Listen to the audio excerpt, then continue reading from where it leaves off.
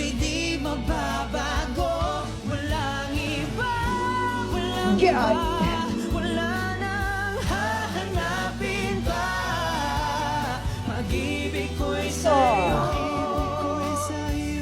Hanggang sa huli. At syempre, madalas ko sinasabi yung boses nila when it comes sa live performance. Solid lagi.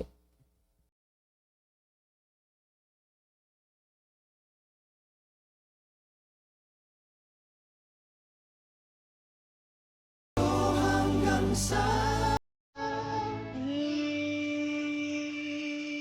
Medyo may basag-basag pa yung boses ni Pablo dun, no?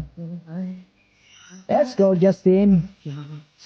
Limutin na pag-ibig ko isang hangin. Ito yung may maraming nagsasabi na si Justin is yung na yung parang low-key lang talaga siya, no? Yung parang hindi mo siya masyadong mapapansin when it comes sa singing, pero pag kumanta na siya, siguradong mapapauwi.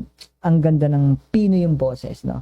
Smooth yung boses. Yun yung madalas kong sabihin kay Justin na balancer, mataas, tapos may low voice, tapos nasa gitna, naka-neutral lagi si Justin, which very good mixing doon sa mataas and low voice ng kagrupo niya. So which is very very good para sa akin.